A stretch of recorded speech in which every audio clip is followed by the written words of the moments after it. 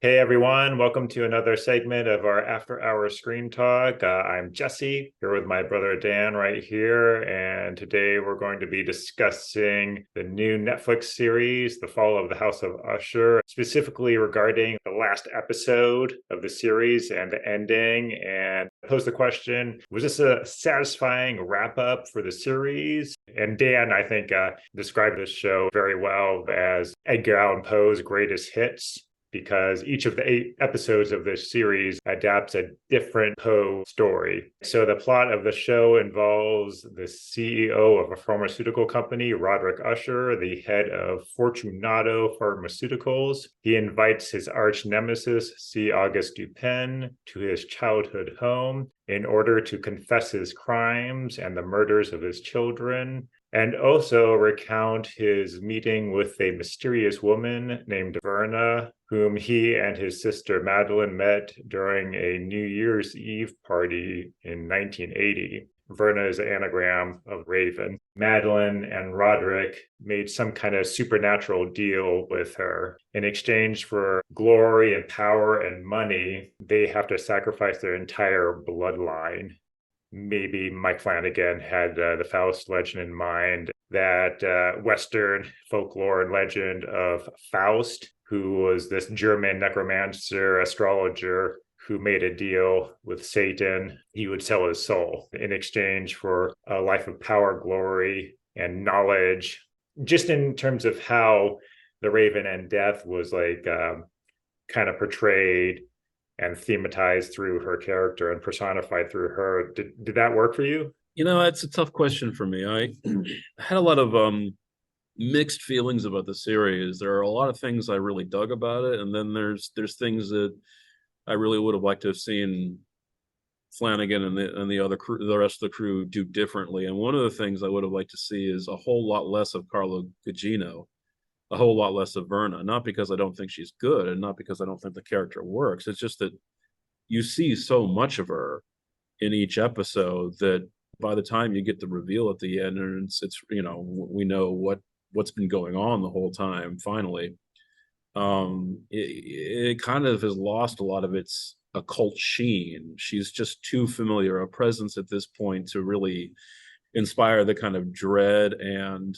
wonder that I think that those moments in horror and fantasy shows are supposed to inspire. So I think she's really good. I think the whole setup, the frame story, and then the reveal, I think it was obviously very carefully thought out, and I think there are a lot of satisfying elements within it.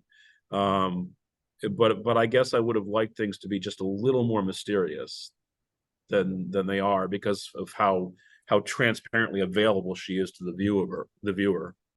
She appears in Raven form, and then she has her human form as Verna. She exhibits kind of human emotions at times, and is very anthropomorphized, but I think she was overly humanized in a way that kind of diminished her like supernatural mystique. So I totally get you with that. Yeah.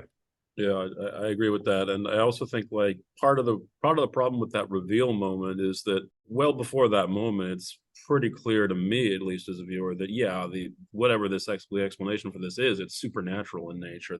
I feel like at a certain point, what the writers were going for was this idea that maybe he's hallucinating because he's suffering from Catasil. That one of the symptoms of that is delusions, but Yeah. he's not the only character who sees her, and so many other characters have seen her at that point that it's like, okay, so unless this is the world's biggest coincidence, and maybe Catasil is genetically transmitted, they could all be hallucinating and somehow be sharing a common hallucination.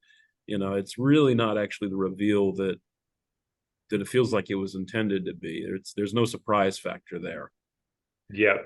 So in that respect, the series fails at one of the basic sort of payouts of gothic fiction, and that's this whole idea of, well, what is really going on here? Is the explanation supernatural, or is there some kind of like rational explanation waiting in the wings? What at first appears like it could be supernatural turns out to be delusion or some other kind of device.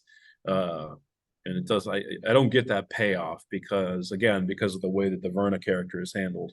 In terms of like the character motivations and actual psychology, it kind of becomes a little reductive too, because by the end of it, where you realize that she's made this supernatural deal, this kind of Faustian contract with them, that it comes down to that. And so greed and money and power are the motivating factors for all the characters. And that's what drives Roderick.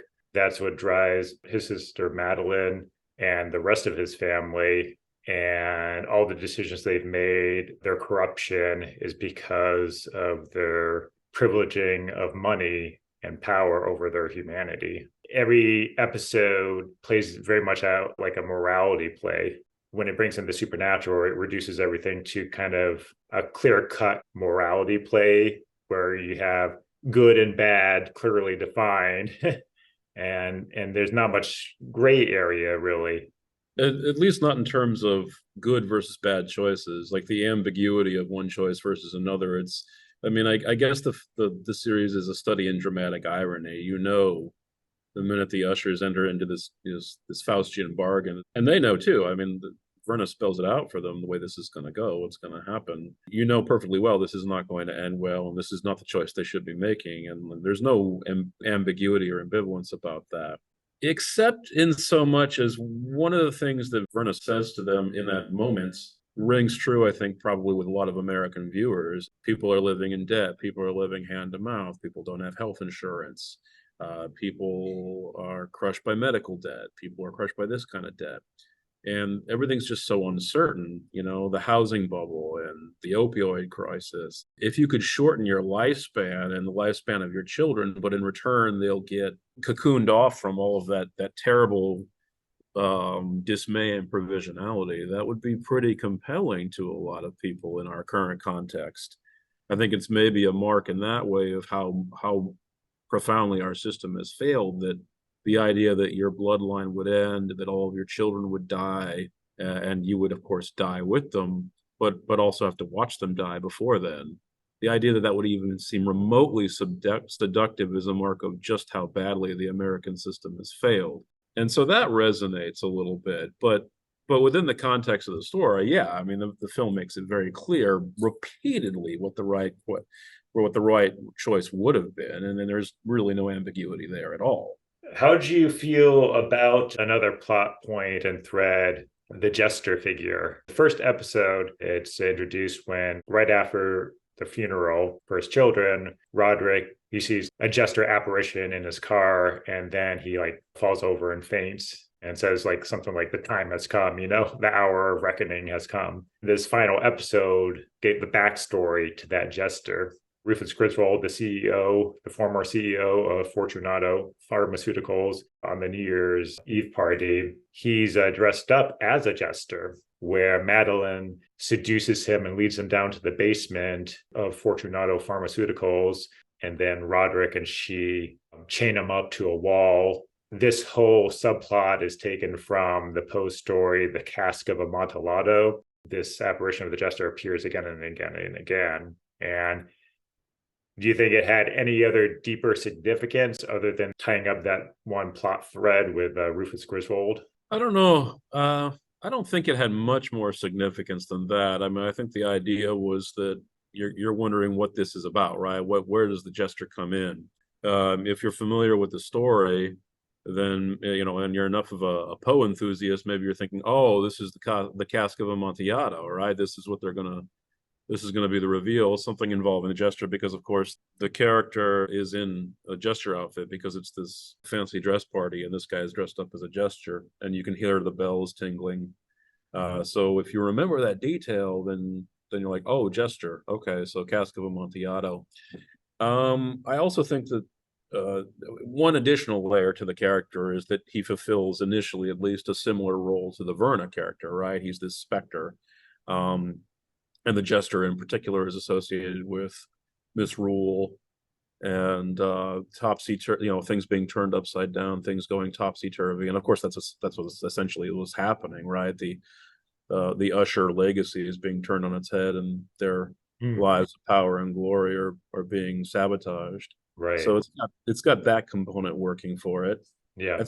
I actually think in some ways it's a little more effective because you don't see the gesture quite as much as you see Verna, for instance. I was always waiting for when is he going to appear next, and that those moments were a little more chilling for me. So another character I wanted to talk about is Arthur Pym, played by Mark Hamill, and he's the Usher attorney.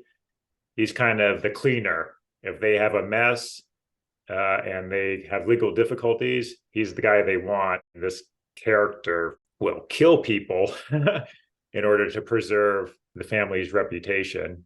You learn that Pym was part of this transglobe expedition in the early 80s. And during that time, saw a lot of strange things. And Arthur Pym, the character, is a reference to Poe's novel or novella, The Narrative of Arthur Gordon Pym, which is about another voyage to the Antarctic, where that character in Poe's story encounters something very strange at the end of the novel that defies all logic and reason. He had a mystique about him, and I think it's another instance for me of a mystique that wasn't fully taking advantage of or explored. Like, why was he so loyal to the Usher family? Maybe I missed it. I didn't feel it was adequately explained. I don't know. His character was just lacking and insufficient for me. I kind of had the opposite reaction. I think that Pym is the most interesting part of the show for me, and it's because we know so little about him. I also think that Pym, in a lot of ways, is the scariest thing about the show. If you talk about gray area, he's the gray area. I mean, to a certain extent, Roderick Usher and Madeline Usher are as well, right? They're divided characters in the sense that they come from backgrounds of trauma. You can see where they're coming from. You can see how their backgrounds have shaped them. You can see why they make the choices they do. And then, of course, Roderick, at least, regrets what the way things go with Annabelle and the way things go with Lenore. But Pym, why he does what he does and what's in it for him, I don't know. There's something about the character that I find very beguiling because he is so underground, and I think there's something. Pym really reminds me. That character reminds me of the Walter White character from Breaking Bad. I think the implication is he did it his way. Everything he's done in his life, as grim and terrible and terrifying as it is, he's done on his terms for his reasons. So it's been this story of personal will to power, to the extent that he even refuses Verna's bargain at the end and goes out again on his terms. Nobody's going to have an angle on me. Not even you, Verna, are going to have an angle on me. And that's the most important thing to him. Not not being complicit in the murders of literal millions of people, and of course the terrible things that he's done on his own account prior to entering into partnership with the Ushers. That's the most important thing, and that's the Walter White character. By the end of the road in that show, I don't know if you've seen Breaking Bad, all of it. His family, he's estranged from his family. He's disgraced in the public eye. He's been responsible for the deaths of who knows how many people, and he's just completely satisfied and at peace with it because he did it his way. He did it on his terms. And I feel like there's something similar going on with the Pym character. And this is what makes him terrifying. I think in that sense, he's a very American character in the way that Walter White's a very recognizable American character. Good, evil, these things don't matter. What matters is doing things on my terms, damn it. It's going to be my story, my arc, my American dream.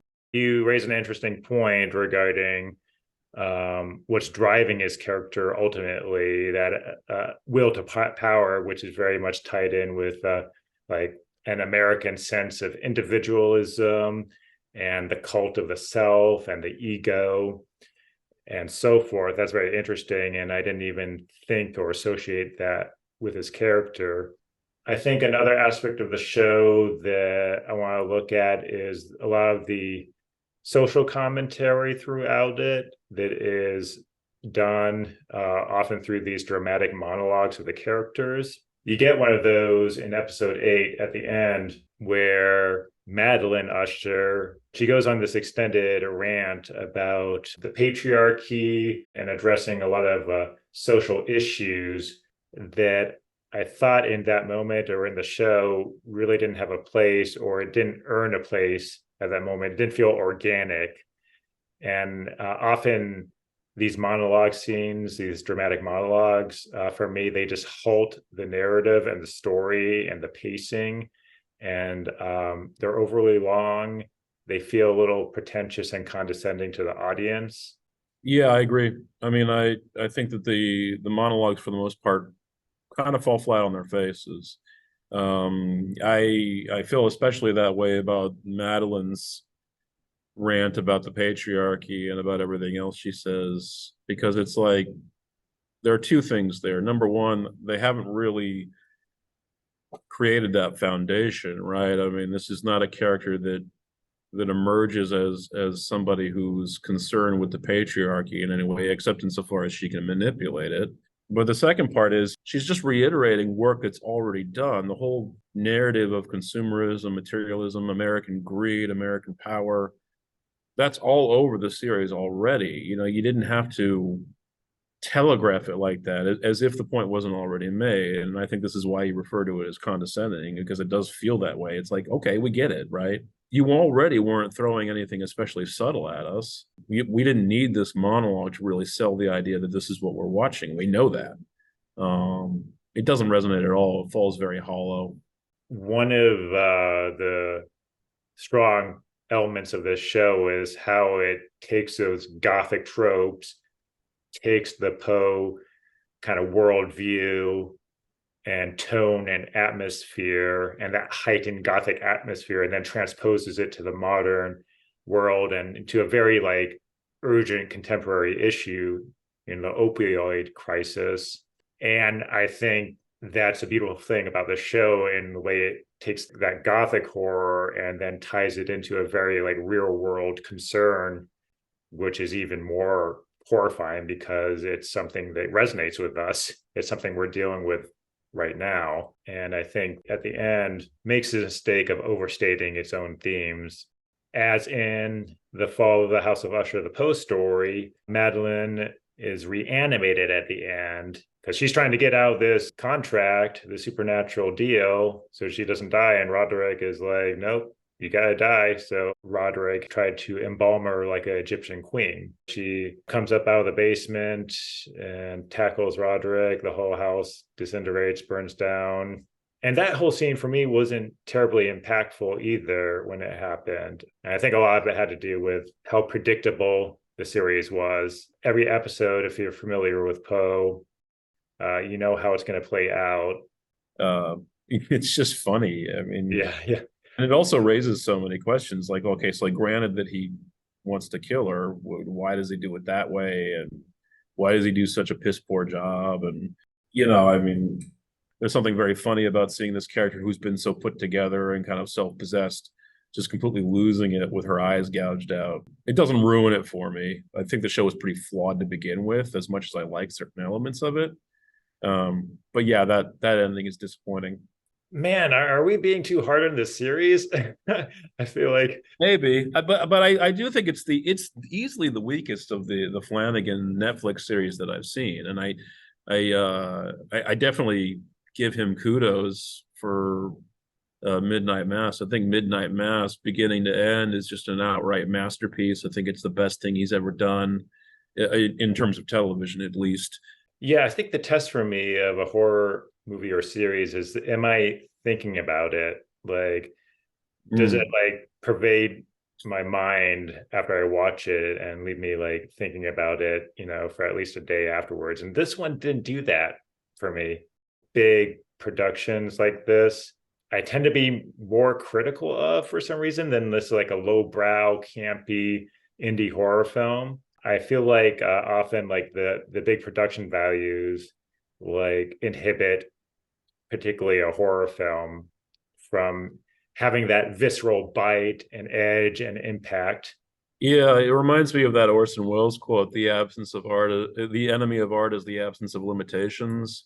Mike Flanagan's career is an interesting case. Like he's done great work as a big budget filmmaker and as a big budget producer and creative talent. But for my money, other than Midnight Mass, my absolute favorite thing he's ever done is one of his first films, Absentia, which was made on a very modest budget, uses only practical effects. They didn't have any money for CGI. And I think it's this, other than moments in Midnight Mass, I think it's the scariest thing he's ever done. And it works tremendously well as a film and as specifically as a horror film, because I think it is so modest. Uh, Yeah. and I think it's visceral and immediate and breathless in a way that he seems to often be going for, but the big budgets don't help him accomplish that.